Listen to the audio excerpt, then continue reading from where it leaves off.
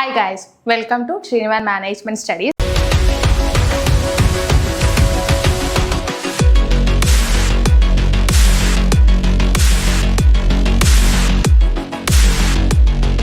ഇന്ന് നമ്മൾ നോക്കാൻ പോകുന്നത് ഹോസ്പിറ്റൽ അഡ്മിനിസ്ട്രേഷൻ്റെ ഫസ്റ്റ് പാർട്ടിലെ കുറച്ച് MCQs സോൾവ് ചെയ്യാണ് വിത്ത് എക്സ്പ്ലനേഷൻസ് ആണ്.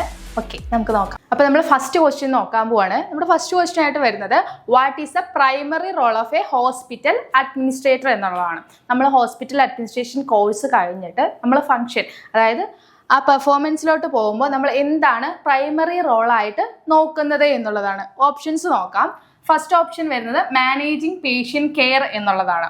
സെക്കൻഡ് വൺ വരുന്നത് overseeing the financial operations of the hospital. Third one വരുന്നത് പ്രൊവൈഡിങ് മെഡിക്കൽ ട്രീറ്റ്മെൻറ്റ് ടു പേഷ്യൻസും. ലാസ്റ്റ് വൺ വരുന്നത് പെർഫോമിങ് സർജറി എന്നുള്ളതാണ്. അപ്പോൾ നമുക്ക് അറിയുന്ന ഒരു കാര്യമാണ്, MCQ ടൈപ്സ് ക്വസ്റ്റ്യൻസ് വരുമ്പോൾ എന്തായിരിക്കും, കൺഫ്യൂസിങ് ആയിരിക്കും. ഓപ്ഷൻസ് എല്ലാം നമുക്ക് കൺഫ്യൂസിങ് ആയിരിക്കും. അപ്പോൾ ഇവിടെ ചോദിച്ചേക്കുന്നത് ഹോസ്പിറ്റൽ അഡ്മിനിസ്ട്രേറ്ററുടെ പ്രൈമറി റോള് എന്ത് എന്നുള്ളതാണ്.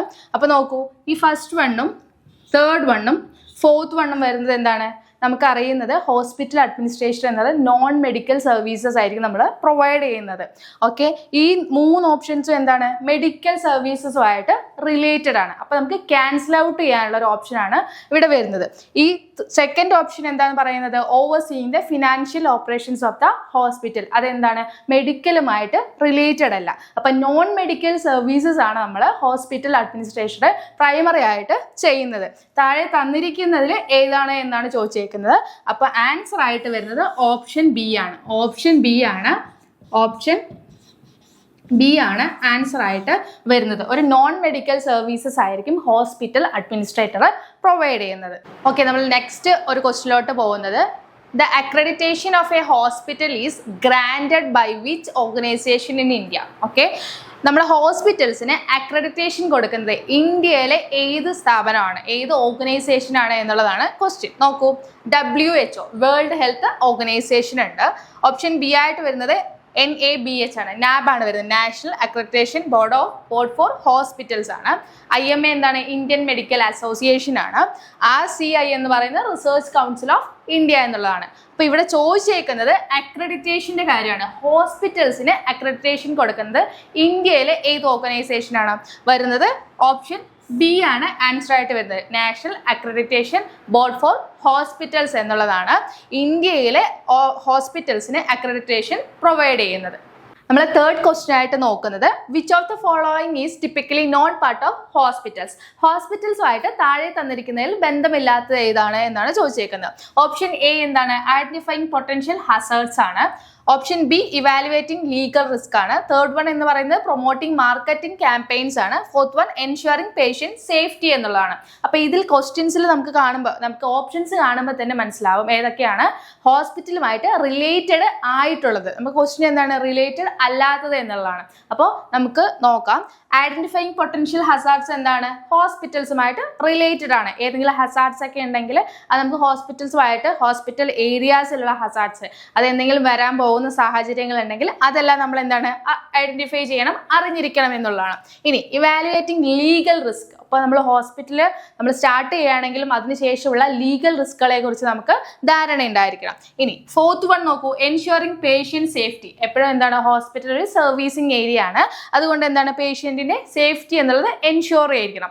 ഓക്കെ, അപ്പോൾ ഓപ്ഷൻ സി എന്താണ് പറയുന്നത്, പ്രൊമോട്ടിംഗ് മാർക്കറ്റിംഗ് ക്യാമ്പയിൻസ് ആണ്. ഒരു സർവീസ് പ്രൊവൈഡ് ചെയ്യുന്ന ഒരു ബിൽഡിംഗ് അല്ലെങ്കിൽ ആ ഒരു സിറ്റുവേഷനിൽ നമ്മൾ മാർക്കറ്റിംഗ് ക്യാമ്പയിൻസ് ഒരിക്കലും ഹോസ്പിറ്റൽസിൽ അലൗഡ് അല്ല, നമ്മൾ ചെയ്യുന്നതല്ല. അപ്പോൾ ഇതുമായിട്ട് റിലേറ്റഡ് അല്ലാത്ത അല്ലെങ്കിൽ ഹോസ്പിറ്റൽസുമായിട്ട് റിലേറ്റഡ് അല്ലാത്ത ഓപ്ഷൻ ഏതാണ് വരുന്നത്, ഓപ്ഷൻ സി ആണ്. പ്രൊമോട്ടിംഗ് മാർക്കറ്റിംഗ് ക്യാമ്പയിൻസ് ആണ് ഹോസ്പിറ്റൽസുമായിട്ട് റിലേറ്റ് ചെയ്യാത്തത്.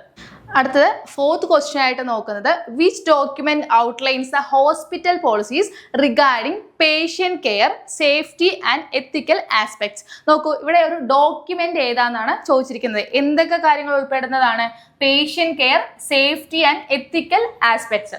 ഏതൊക്കെയാണ് ഓപ്ഷൻസ് തന്നേക്കുന്നത്, mission statement, annual report, hospital bylaws, employee handbook. ഇതിൽ ഏത് കാര്യങ്ങളാണ് ഇമ്പോർട്ടൻ്റ് ആയി നോക്കേണ്ടത്? പേഷ്യന്റ് കെയർ ഇൻക്ലൂഡഡ് ആയിരിക്കണം, സേഫ്റ്റി ഇൻക്ലൂഡഡ് ആയിരിക്കണം, എത്തിക്കൽ ആസ്പെക്ട്സ് ഇൻക്ലൂഡഡ് ആയിരിക്കുന്ന ഒരു ഡോക്യുമെന്റ് ഏതാന്നുള്ളതാണ് ചോദിച്ചേക്കുന്നത്. നോക്കൂ, mission statement, annual report, hospital bylaws, employee hand book. ഈ എംപ്ലോയി ഹാൻഡ് ബുക്ക് എന്നുള്ളത് എന്താണ്? എംപ്ലോയീസിന്റെ ഡീറ്റെയിൽസും സാലറി ഡീറ്റെയിൽസും പോലെയുള്ള കാര്യങ്ങളായിരിക്കും ഈ എംപ്ലോയി ഹാൻഡ് ബുക്കിൽ ഉണ്ടായിരിക്കുക. അപ്പോൾ ആ ഓപ്ഷൻ എന്താണ്? നമുക്ക് ക്യാൻസൽ ഔട്ട് ചെയ്യാവുന്നതാണ്. ഇനി മിഷൻ സ്റ്റേറ്റ്മെന്റ് എന്ന് പറയുന്നത് എന്താണ്? പോളിസി റിഗാർഡിംഗ് ആയിരിക്കും. ഓക്കെ, ആ മിഷൻ, ആ ഹോസ്പിറ്റലിൽ മിഷൻ റിഗാർഡിംഗ് ആയിട്ടുള്ള സ്റ്റേറ്റ്മെന്റ്സ് ആയിരിക്കും ഇതിലുണ്ടായിരിക്കുക. നെക്സ്റ്റ് വൺ എന്ന് പറയുന്നത് എന്താണ്? ആനുവൽ റിപ്പോർട്ടാണ്. ഒരു ഇയർ എൻഡിങ്ങിലുള്ള ആ ഹോസ്പിറ്റൽസിന്റെ ആനുവൽ റിപ്പോർട്ടാണ്. അതിപ്പോൾ ഫിനാൻഷ്യൽ ആവാം, മറ്റു കാര്യങ്ങളാവാം. ആ റിപ്പോർട്ടായിരിക്കും എന്തിലുണ്ടാവുക? ആനുവൽ റിപ്പോർട്ടിൽ ഉണ്ടായിരിക്കുന്നത്. അപ്പോൾ ആ ഓപ്ഷനെ നമുക്ക് ക്യാൻസൽ ഔട്ട് ചെയ്യാം. അപ്പോൾ ഹോസ്പിറ്റൽ ബൈലോസ് എന്നുള്ള ഡോക്യുമെന്റ് ആണ് പേഷ്യന്റ് കെയറും സേഫ്റ്റിയും എത്തിക്കൽ ആസ്പെക്ട്സും കൂടി ഇൻക്ലൂഡ് ചെയ്തിരിക്കുന്നത്. അപ്പോൾ ഓപ്ഷൻ സി ആണ് കറക്റ്റ് ആൻസർ ആയിട്ട് വരുന്നത്. ഓപ്ഷൻ സി ആണ് കറക്റ്റ് ആൻസർ ആയിട്ട് വരുന്നത്. നമ്മൾ നെക്സ്റ്റ് ക്വസ്റ്റിലോട്ട് പോവാണ്. What is the focus of TQM? എന്താണ് TQM? ടോട്ടൽ ക്വാളിറ്റി മാനേജ്മെന്റ് എന്നുള്ളതാണ്. അപ്പോൾ what is the focus of TQM approach in hospital administration? നോക്കാം ഓപ്ഷൻസ്.